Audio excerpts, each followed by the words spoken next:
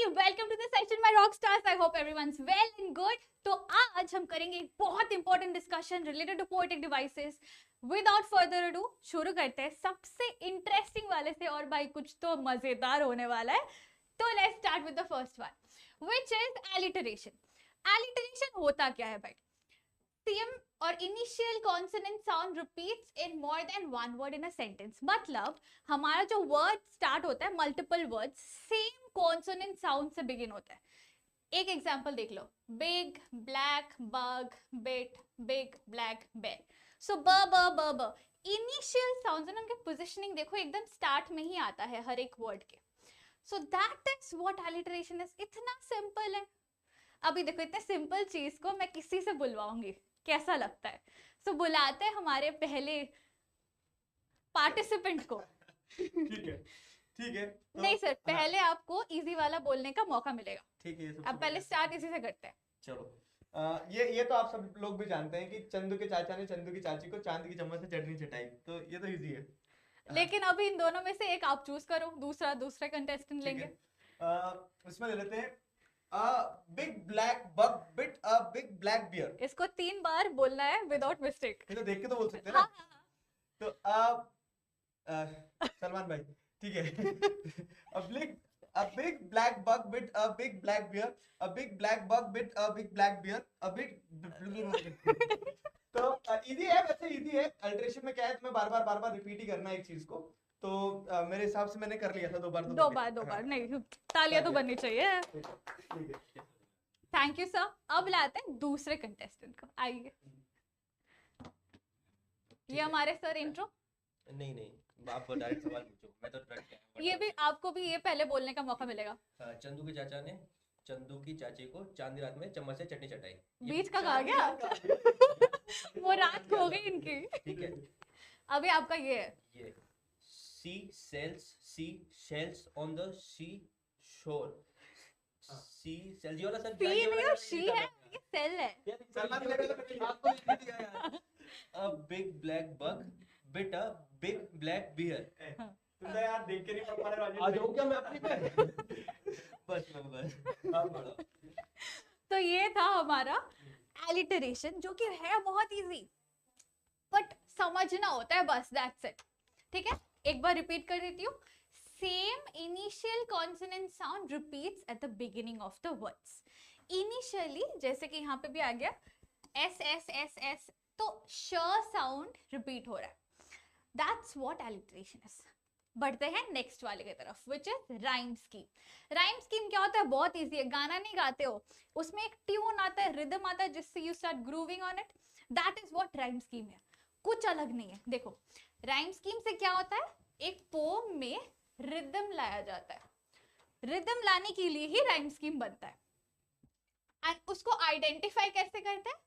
Last words of each line. हर एक line के जो लास्ट शब्द होते हैं उनको लेके हम आइडेंटिफाई करते हैं कि राइम स्कीम क्या है, पोम का है भी कि नहीं है भाई. तो that is how we identify. Next, ये जो आइडेंटिफाई कर रहे हैं हम, उसको नाम तो देना पड़ेगा. नामकरण तो हर किसी का होता है, इनका भी होगा. नाम देते हैं अल्फाबेट से, ABCD Z तक. Done deliberately by the poet to establish rhythm. Poet ना जानबूझ के कुछ वर्ड्स को भी अलग स्पेलिंग कर देना या कुछ भी कर देता है, सो दैट वो एक रिदम एस्टैब्लिश हो पोम में और वो सुनने में प्लीजिंग लगे, रिदमिक लगे. ठीक है, यही है हमारा राइम स्कीम. एक इंपॉर्टेंट क्वेश्चन कि मैम अगर पोम में रिदम है ही नहीं, राइम स्कीम ही नहीं है, तो उसको क्या बुलाते हैं? अगर पोम में रिदम नहीं है तो हम उसे कहते हैं फ्री वर्स. अगर पोम में रिदम नहीं है तो उसे हम कहते हैं फ्री वर्स. ठीक है, अब राइम स्कीम को एक आइडेंटिफाई करते हैं. क्या बोला है? आइडेंटिफाई करने के लिए लास्ट वर्ड्स लेने हैं. तो ये हो गए हमारे 4 लास्ट वर्ड्स. अब नाम कैसे करना होता है? अल्फाबेट से. और हमें सुनना है कौन सा वर्ड एक दूसरे वर्ड से साउंड सिमिलर होता है. जैसे कि bake cake, bake cake similar sounding, तो दोनों का नाम हो गया A. Bubble trouble, bubble trouble similar again, तो दूसरा नया नाम, बिकॉज बेक वाला साउंड को एक नाम मिल गया है, अभी नया साउंड है तो नया नाम बी, और बबल के साथ ट्रबल साउंड सेम तो सेम नाम होगा B. Thus, the rhyme scheme of these 4 lines को क्या हम बोलेंगे? A, B, B। ये हो गया हमारा राइम स्कीम इन चारों लाइन का।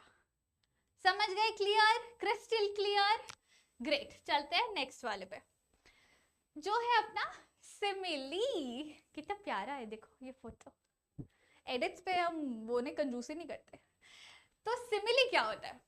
सिमिली बेसिकली एक ऐसा पोएटिक डिवाइस है जिसमें हम कंपैरिजन दिखाते हैं। अभी ये और नेक्स्ट वाला हम ऐसा पोएटिक डिवाइस करेंगे जिसमें कंपैरिजन होगा।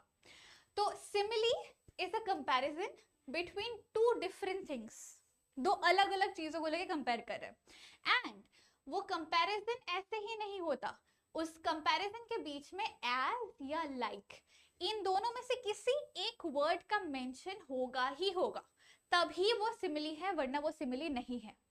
रिमेंबर, अगर एज या लाइक मेंशन नहीं है तो वो सिमिली नहीं है।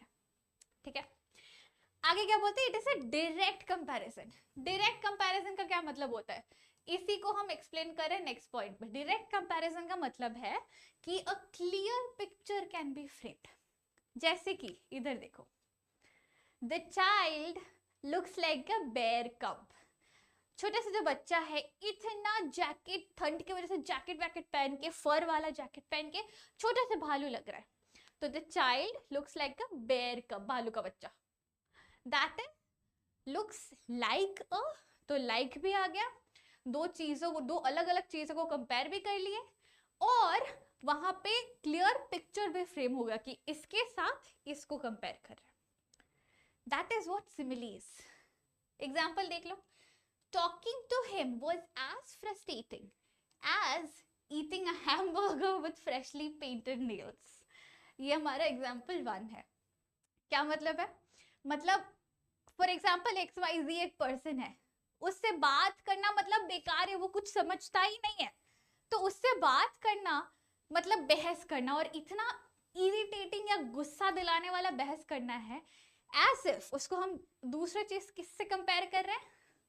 नेल पेंट्स लगाया है फ्रेशली, और उसको कुछ ऐसे काम करे, हैमबर्गर खा रहे, वो नए नए नेल पेंट लगाए हुए हाथ से, कि पूरे पेंटेड नेल्स में चीज, हैमबर्गर का हर एक चीज गंदा हो गया। तो that is what the comparison is. दूसरा देखो, छोटा वाला, His temper brewed like a hot cup of coffee। hot cup of coffee को देने से पहले एकदम बॉईल करके वो ऊपर झाग झाग बना के देता है ना, तो सिमिलरली उसका गुस्सा एकदम खौलता हुआ था, जैसे हमारा हॉट कप ऑफ कॉफी आता है खौलता हुआ गरम। That's the comparison. ठीक है, बट यहाँ पे हमने लाइक डाला हुआ है, इसीलिए ये सिमिली है। याद रखना, एज और लाइक अगर नहीं हुआ तो वो सिमिली नहीं है।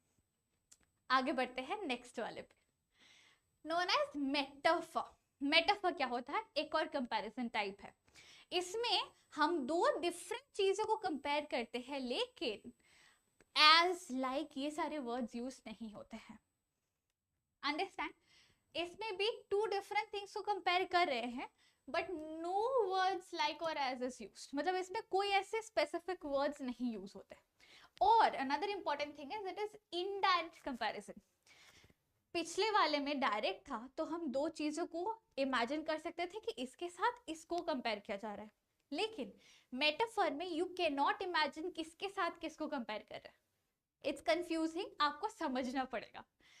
जैसे कि for example, chimney for a knows, इसका मतलब क्या है? नाक की जगह मेरी चिमनी तो नहीं ना लगाई हुई है। ये एग्जाम्पल देती हूँ, जैसे कि हमारा ड्रैगन है, मिस्टर ड्रैगन, मुंह से अगर आग निकाल रहा है, धुआं तो कहीं से निकलेगा। दूसरे चीजें मत सोचो गंदे लोग, यहाँ से धुआं निकलेगा नाक से, तो नाक से धुआं निकल रहा है ना, उसी को हम बोल रहे हैं कि chimney for a nose, like the dragon's nose is like a chimney. अगर हम ये लाइन बोले, the dragon's nose is like a chimney, तो हमें सिमिली मिला, लाइक अ चिमनी, दो अलग अलग चीजें कंपेयर। बट यहाँ एज और लाइक नहीं है, और इनडायरेक्ट कंपैरिजन है कि chimney for a knows, that is why ये मेटाफर है। एक और एग्जांपल लेते हैं, that party was the bomb. मतलब वो पार्टी इतना मजेदार था, जस्ट लाइक मतलब एक क्या बोले मैं, रॉक कॉन्सर्ट जैसा था वो पार्टी. सो एक पार्टी को कंपेयर करें एक लाइक अमेजिंग बॉम्ब ब्लास्टिक या एकदम लाइक बहुत मजा आने वाला पार्टी जैसे या कोई फंक्शन जैसे. Third one, she is got a heart of gold. सही में किसी के हार्ट गोल्ड के तो नहीं बने होते हैं, ह्यूमन हार्ट है, बट यहाँ कंपैरिजन कर रहे हैं कि बहुत नाइस काइंड प्रेशियस हार्ट है और उसका दिल बड़ा प्यारा है, ये चीज समझा रहे हम. ठीक है, इस कंपैरिजन से. चलो बढ़ते हैं आगे to our next device which is personification. Personification क्या होता है, नाम से ही समझ आ जाना चाहिए. पर्सन, पर्सन से पर्सोनिफिकेशन मतलब giving a human quality to a non human thing. Non living नहीं, नॉन ह्यूमन थिंग. जैसे कि if I say the table started walking, अभी टेबल के नीचे व्हील्स लगे हुए हैं, उसका धक्का मारो तो वो आगे जाता है, लेकिन हम क्या बोल रहे हैं, the table started walking, as if वो इंसान है चल चल के जा रहा है. नहीं, so that is met I mean personification, कि एक नॉन ह्यूमन चीज को ह्यूमन क्वालिटी. सिमिलरली आप जैसे कि किसी एनिमल को, जैसे टाइगर को ही बोल दिया आपने instead of it, human pronoun है ही शी, ये ह्यूमन प्रोनाउंस होता है, तो वो भी giving a human quality to a non human thing बन गया. एनिमल भी नॉन ह्यूमन थिंग है. See the examples, the city never sleeps. Sleeping is a human quality and city never sleeps मतलब ये जो शहर है हमेशा चहल पहल मचा हुआ रहता है, कभी शांत नहीं है, एकदम हमेशा शोर शराबा होता रहता है. So city never sleeps. Bed groan when the dog jump onto it. मतलब डॉगी ने इतना जोर से जंप लगाया बेड पे चढ़ने के लिए कि ऐसा बेड को चोट लगा, आया ऐसा काइंड ऑफ. तो वही the bed grown when the dog jump on it. Grown है हमारा पर्सोनिफिकेशन. चलो बढ़ते हैं आगे. आ गया हमारा रेपिटेशन. गोरी गोरी गोरी गोरी. एनीवेज, तो रेपिटेशन क्या होता है? रेपिटेशन मीन्स व्हेन हम एक वर्ड या एक फ्रेज को मल्टीपल टाइम्स रिपीट करते हैं through a poem, I mean एक सेंटेंस में या थ्रू आउट द पोम में. जैसे for example home sweet home, यहाँ पे एक वर्ड होम और होम दो जगह पे लिखा हुआ है, सेम वर्ड को दो बार यूज किया, दैट इज रेपिटेशन. एक वर्ड या एक फ्रेज को आप एक से ज्यादा बार रिपीट करते हो, वो बन गया it is what it is. एक फ्रेज है, ये दो वर्ड है, फ्रेज बन गया, तो phrase repeated. Heart to heart, man to man, ऐसे नहीं बता, दिल से दिल का कॉन्वर्सेशन होगा अभी हमारा, heart to heart, man to man. वही कुछ गाने भी है जो हमारे एग्जाम्पल से आपको याद रहने में इजी होगा रेपिटेशन के लिए, जैसे कि ये वाला गाना मैं हूं ना का, गोरी गोरी गोरी गोरी गोरी गोरी, वो वाला, एंड वी आ रहा हूं मैं, वो वाला गाना भी. ठीक है, these are your examples of repetition. Coming to the next one जो कि थोड़ी सिमिलर है हमारे रेपिटेशन से, विच इज एनाफोरा. एनाफोरा क्या है? एनाफोरा मतलब मल्टीपल लाइंस, हमारा consecutive multiple lines same word या सेम फ्रेज से रिपीट होना, आई मीन बिगिन होना. मतलब क्या है समझा देती. बेसिकली अगर ये हमारे मल्टीपल लाइंस है तो हर एक लाइन सेम वर्ड के साथ शुरू हो रहा है, सेम वर्ड या सेम फ्रेज के साथ शुरू हो रहा है, वही है हमारा एनाफोरा. एग्जाम्पल देख लो, every breath you take, every move you make, every bond you break. So हर एक लाइन every से स्टार्ट हो रहा है. एक और वो नर्सरी पोम है ना, if you're happy and you know it, clap your hands. So हर एक line if you're happy and you know it, if you're happy and you know it, ऐसे चलता है. That is also another example of anaphora. ये तो है ही classic example. ओ एक और गाना भी है, तुम ही तुम ही तुम ही, ओ तुम ही दिन चढ़े तुम ही दिन ढले, दैट सॉन्ग मैं गाऊंगी नहीं, I am a very bad singer. चलो आगे बढ़ते हैं to our next poetic device which is refrain. ये भी एक टाइप ऑफ रेपिटेशन है। अभी रेपिटेशन, एनाफोरा, रिफ्रेन, ये सारे कैटेगरीज ऑफ रेपिटेशन है, ठीक है, समझ के करो। रिफ्रेन क्या होता है? repetition of a line or more than one line, and the repetition is seen usually at the end of stanza or at regular intervals in a poem. मतलब क्या है मैम? फिर डाउट आया मैम, डाउट। रेपिटेशन और refrain में difference क्या है? Doubt आया, क्या डिफरेंस है मैम? बताती हूँ ना, चल। सो बेसिकली रिफ्रेन का क्या होता है? एक लाइन या तो मल्टीपल टाइम्स रिपीट हो रहा है एक ही लाइक ऑल्टरनेटिव स्टांजास में, या तो एक लाइन के बाद एक मतलब स्पेसिफिक पैटर्न में एक सेम लाइन रिपीट हो रहा है, दैट इज रिफ्रेन।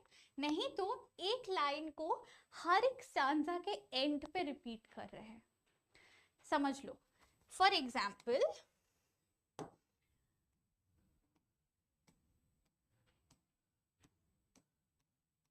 ये दो हैं हमारे स्टांजास, ठीक है।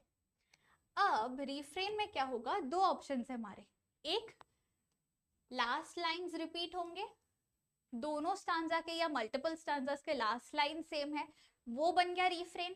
नहीं तो और एक क्या हो सकता है?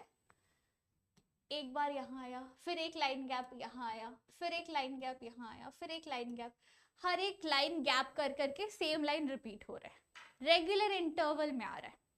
ये दोनों पॉसिबिलिटी है रिफ्रेन का, जहां एक लाइन रिपीट होता है, एक वर्ड नहीं, एक लाइन पूरा रिपीट होता है, दैट इज रिफ्रेन, ठीक है। एग्जांपल्स देख ले। Water hollows stone, wind scatters water, stone stops wind, water wins stone. Again, wind carves stone, stone's cup of water, water escapes and is wind, एक second, stone, wind, water. So ये जो line है इधर भी same line है, so repeating the same line at the end of multiple stanzas is your refrain इस poem के लिए, ठीक है। यहाँ पे भी एक ऑप्शन है, I am with you in Rockland where you are madder than I am, I am with you in Rocklin where you must feel very strange. I am with you in Rocklin. So I am with you in Rocklin जो line है, इसको हम multiple times regular pattern में repeat कर रहे हैं, हर alternative lines में आ रहा है। ये भी एक एग्जांपल है रिफ्रेन का। To clarify once more, repetition क्या होता है? एक वर्ड या दो तीन वर्ड का एक फ्रेज अलग अलग जगहों में पूरे पोम में रिपीट होता है। डायग्राम से समझाऊं अगर, रेपिटेशन क्या होता है? एक वर्ड कभी यहाँ कभी यहाँ कभी यहाँ अलग अलग जगह में रिपीट होता है। रिफ्रेन क्या होता है? एक लाइन, पूरा एक लाइन रिपीट होता है, या तो हर एक स्टांजा के एंड में, नहीं तो हर एक ऑल्टरनेटिव स्टांजास में, हर एक ऑल्टरनेटिव लाइंस में, इन अ रेगुलर पैटर्न। ये है हमारा डिफरेंस। क्लियर? All good?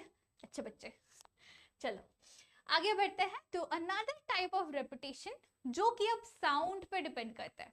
इतने देर हम वर्ड, लाइन, फ्रेज को ले रहे थे, अभी साउंड पे आएगा। Consonants is you repeating the same consonant sound in more than one word in a sentence. Consonant क्या है? ए ई आई ओ यू वावल है, वावल्स को हटा दो, बाकी सारे कॉन्सोनेंट्स हैं। तो कॉन्सोनेंट साउंड्स को कोई भी एक स्पेसिफिक साउंड अगर मल्टीपल टाइम्स रिपीट हो रहा है, दैट इज कॉन्सोनेंट। एक इंपॉर्टेंट एस्पेक्ट यहाँ यह है कि हम साउंड पे फोकस करेंगे, अल्फाबेट पे नहीं। Will focus on the sound, not on the alphabet.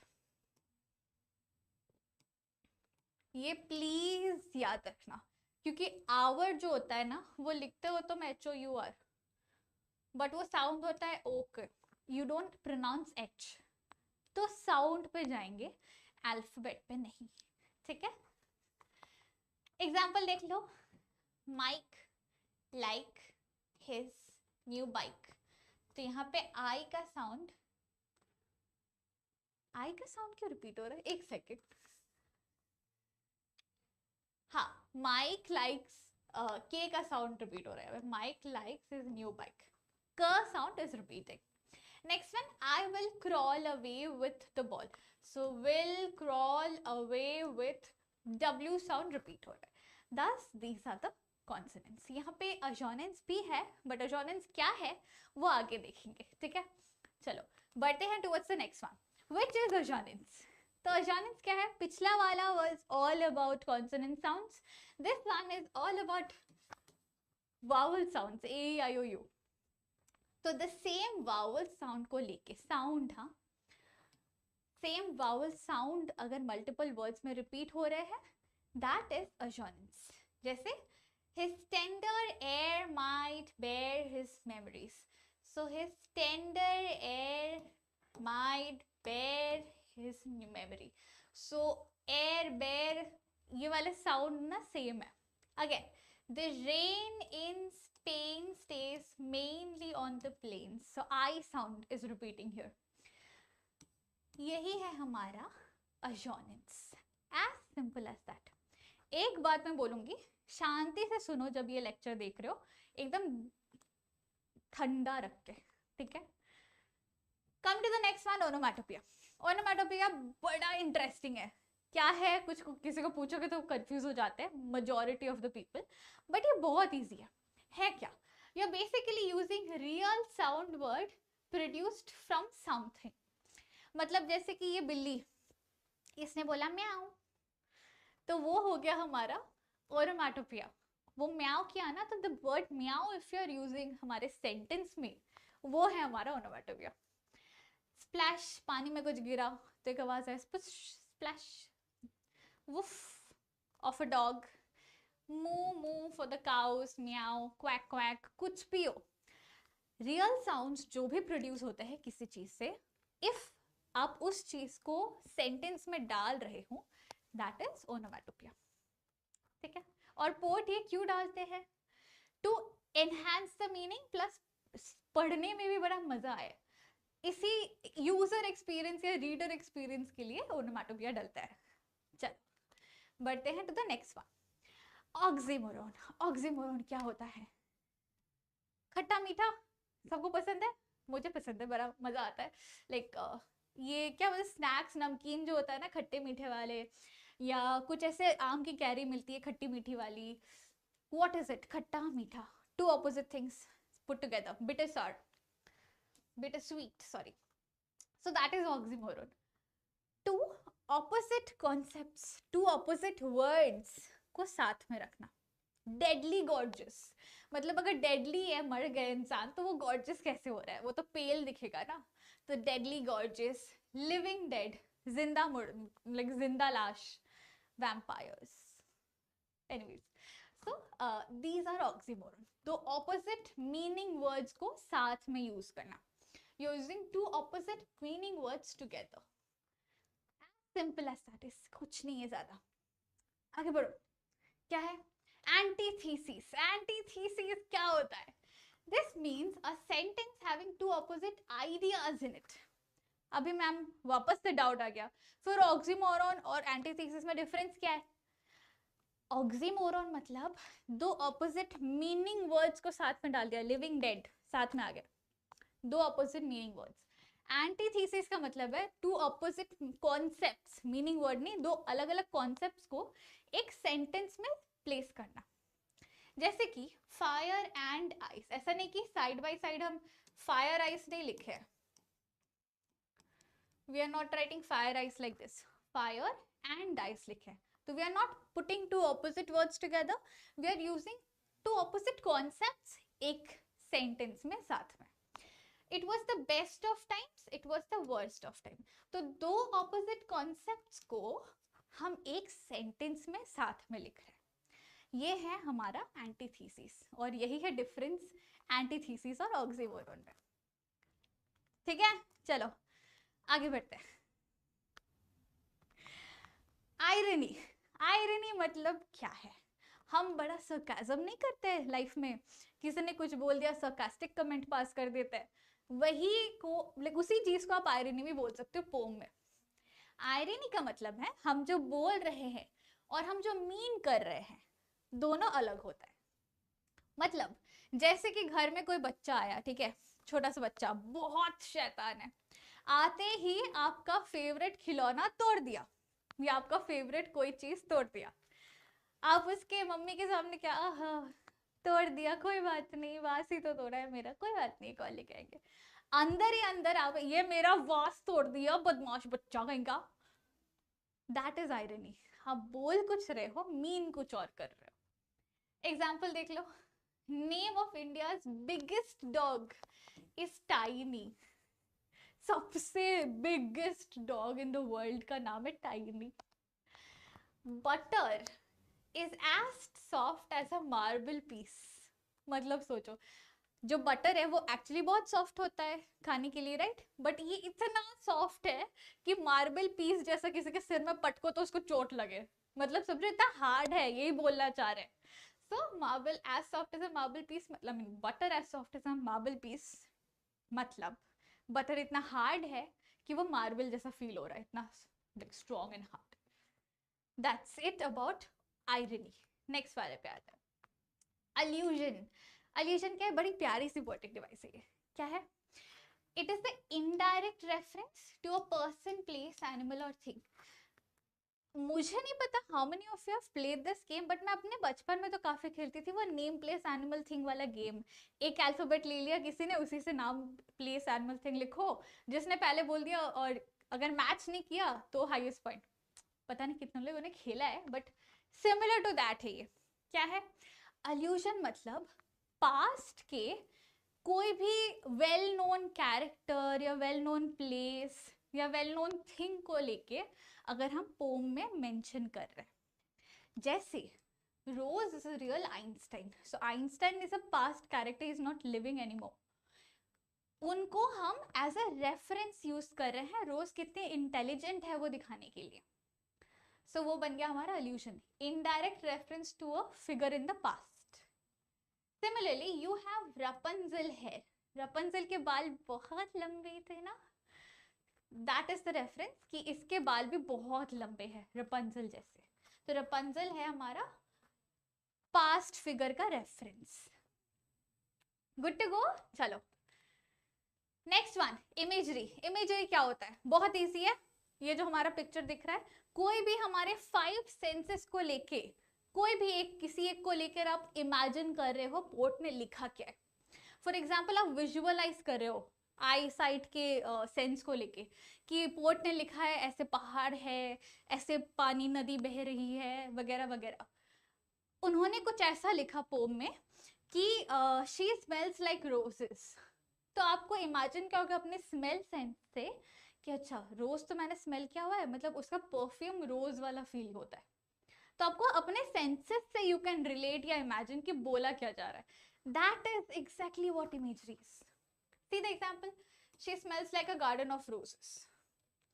Blanket is as soft as rabbit fur. तो रैबिट के फर या बॉडी बहुत सॉफ्ट होते हैं, तो उनका जो ब्लैंकेट उन्होंने लिया है फॉर एग्जाम्पल परचेज किया है, वो भी उतना ही सॉफ्ट है रैबिट के बॉडी जैसा। How can you imagine this? Using your touch sense. Softness तो टच से ही फील होगा ना। Similarly, as they sat on the soft, sugary sand beach waiting for the sunset, the sinking sun shimmered on the water as the blue sky transformed into various shades of purple and pink. ये पूरा जो है ना third example, ये हमारा vision का है। The third one entirely, अगर आप सोचो इसको, आप विजुअलाइज कर सकते हो कि आप बीच में बैठे हो, सनसेट का पिक्चर है सामने, यू आर विजुअलाइजिंग इट, पूरा इस वर्ड बाय वर्ड पढ़ के आप इमेजिन कर सकते हो। That is all about imagery. इतना ही सिंपल होता है पोएटिक डिवाइसेस, बेकार में हाइप बना के रखे हो। Next one is hyperbole. Very interesting. क्या है? It deals with exaggeration and extreme exaggeration of something to bring emphasis to it. मतलब किसी को ऐसे हंसते हुए देखा कि पूरा घर हिलने लगे? नहीं ना। एक पोम है हमारा अमेंडा, उसमें ऐसा दिखाता है कि अमेंडा नहीं sorry Custard the tale of dragon, उसमें जो लड़की है वो इतने जोर से हंसती है कि पूरा घर हिलने लगता है। सो that is the reference of hyperbole. Hyperbole ये होता है किसी चीज को इतना बढ़ा चढ़ा के बोलना कि वो अनरियलिस्टिक लगे कि भाई ये तो फेक रहा है. She laughed so loud that the house started shaking. This is the worst biryani in the whole world. मतलब इतना exaggerate करके बोल दिया. पूरे दुनिया में घूम के थोड़ी ना बिरयानी खाई हुई है. जितना अपने जगह में रह के अपने सिटी में रह के खाया है उसी के एक्सपीरियंस से बोल रहे हैं कि बहुत गंदा है. लेकिन ऐसे बोल रहे हैं जैसे पूरे दुनिया घूम के बिरयानी खा कर आए. So that is hyperbole. Exaggerate करना जैसे कि अनरियल लगे. आगे बढ़ते हैं. Next one is apostrophe. Apostrophe क्या होता है? Apostrophe means the poet addresses to an absent figure. That is, the speaker talks to a person who is not present or not present, not absent नहीं, who is not present in the scene. Who is not present in the scene. Basically कोई अगर ऐसा figure है हमारे pome में जिसे हम जानते ही नहीं है एज अ कैरेक्टर, सिर्फ पोएट किसी से बात कर रहे हैं इतना पता है, तो दैट इज हमारा एपोस्ट्रोफ. अननोन पर्सन का प्रेजेंट होना इन द पोम. मतलब पोएट किसी से बात तो कर रहे हैं लेकिन किससे कर रहे हैं, वो एब्सेंट है, वो एक साइलेंट व्यूअर है, ऑडियंस है, किसी से तो बात कर रहा है ना poet. That is apostrophe. See the example. जो हमारा स्टोरी है रोमियो जूलियट, वहां पे जब जूलियट रोती है, रोमियो ओ रोमियो ऐसे करके चिल्लाती है ना, जैसे रोमियो सामने खड़ा हो नहीं थी. मतलब जूलियट अपना छत पे बालकनी में ऐसे चिल्लाई जा रही है रोमियो कहाँ हो रोमियो वगैरह वगैरह, एंड रोमियो होता नहीं है, तो वही एब्सेंट पर्सन के साथ वो बात कर रही है. That is an example. चलो बढ़ते हैं नेक्स्ट वन, विच इज सिनेक्डो. सिनेक्डो का मतलब होता है uses a part of something to refer to the whole thing. सिनेक्डो मतलब कोई एक कंप्लीट चीज है, उसके कोई एक पार्ट को लेके उस चीज को रेफर कर रहा है. जैसे for example he got some new wheels. एक पूरी गाड़ी है, मस्त गड्डी खरीदे हमने, बट इंस्टेड ऑफ सेइंग कि हमने एक नया गाड़ी लिया है, नया कार खरीदा है, मैंने ऐसे बोला she's got some new wheels. मतलब उसने एक नई कार खरीदी है. एक और example, she knows to play the strings well. यहाँ पे strings is referring to guitar. That is all about it. इतना ही इजी होता है. हम हाइप अप कर देते हैं इतना कि पोएटिक डिवाइसेस नहीं आता मैम, इतना हार्ड होता है. सिंबॉलिज्म. सिंबॉलिज्म क्या होता है? This means when you are bringing one thing, और उस एक चीज को लेके आप एक सेट ऑफ आइडिया रिप्रेजेंट कर रहे हो.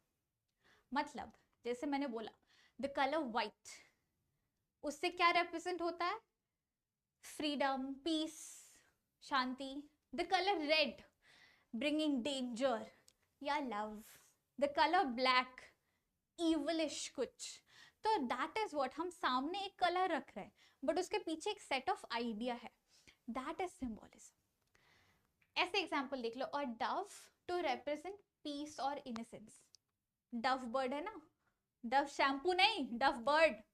तो डव बर्ड को हम पीस के लिए रिप्रेजेंट करते हैं. लिपस्टिक, लाइक एकदम डार्क बोल्ड लिपस्टिक अगर कोई लगाता है तो what does it symbolise? Symbolise करता है स्ट्रेंथ in a woman, कि I'm a very strong, bold woman wearing a dark lip shade. That is about symbolism. आगे बढ़ते हैं to metonymy. अब पता है, चिल्लाओ मत, पता है एक डाउट आएगा कि मैम सिंबॉलिज्म, मेटोनॉमी, ये सारे में डिफरेंस क्या है, सब तो सेम लग रहे हैं. रुक जाओ, रुको जरा, सब्र करो. Metonymy means this device is used to talk about a closely related term to refer to another object or concept. मतलब इसमें हम ऐसा नहीं करते कि कोई एक दूसरा सामान लाके उसके पीछे एक सेट ऑफ आइडिया, ऐसा नहीं है सिंबॉलिज्म जैसा. इसमें क्या होता है, एक सिमिलर टर्म को दिखा के हम एक चीज को रिप्रेजेंट कर रहे हैं. सुनने में सेम लग रहा है बट एग्जाम्पल देखो. Give me a hand. हाथ दो जरा, हेल्प करो, मुझे उठना है. तो इंस्टेड ऑफ सेइंग मुझे हेल्प करो उठना है, I am just saying give me a hand. which is to help somebody. Yeah, a pen is mightier than sword. इसका क्या मतलब है कि तलवार से ज्यादा तुम कुछ लिखोगे तो वो ज्यादा लोगों के पास पहुंचेगा, वो ज्यादा इम्पैक्टफुल होगा. कुछ लिखना, पब्लिश करो लिख के, वो ज्यादा माइटियर या मोर एम्फोसाइज्ड काम होता है. That is metonymy. अब समझते हैं difference between metonymy and symbolism. Metonymy is using a closely related term to explain something, and symbolism is just bringing up a word to represent a set of ideas. जैसे कि give me a hand versus if I say fire. चलो आपके pome fire and ice ही करते हैं. अभी fire क्या होता है, वो सिंबोलिज्म करेंगे. फायर रिप्रेजेंट्स डिजायर, एकदम अलग चीज है, ठीक है. आग और डिजायर दो अलग वर्ड्स है कंप्लीटली. लेकिन when I say give me a hand, it is showing that हाथ दोगे तो मेरी हेल्प होगी, I will be able to get up from your, मुझे हेल्प चाहिए, give me a hand for help. That is the difference between metonymy and symbolism. ठीक है, शांति से आराम से सुनना. Coming to the next one, transferred epithet. ये तो भाई बहुत इजी है. इसका मतलब ये है कि किसी एक नाउन को अगर आप एक एडजेक्टिव देके उसका मीनिंग और एम्फसाइज और एनहांस कर रहे हो, दैट इज ट्रांसफर एपिथेट. जैसे कि ये बस, अगर मैंने बोला आई गो टू स्कूल बाय बस, मतलब कोई भी इंसान इमेजिन कर लेगा कि अच्छा एक बस से जाते हैं. But if I say I go to school by a blue bus, तो उसको बेटर अंडरस्टैंडिंग होगा कि अच्छा ऐसा दिखता है बस, ब्लू कलर का, यही बस है. अगर ढूंढना हुआ कौन से कलर के बस में मिलेगा, ब्लू वाले बस में वो मिलेगा मुझे. That is transfer epithet. Happy birthday, कैसा वाला बर्थडे, खुशी वाला, हैप्पी वाला. और किसी का बर्थडे का सैड जाता, वो बोला it's a sad birthday for me. तो adding an adjective to a noun. Gloomy evening, evening हमारी हर एक की इवनिंग होती है, किसी की हैप्पी होती है, किसी की नॉर्मल होती है, किसी की ग्लूमी. ग्लूमी मतलब सैड.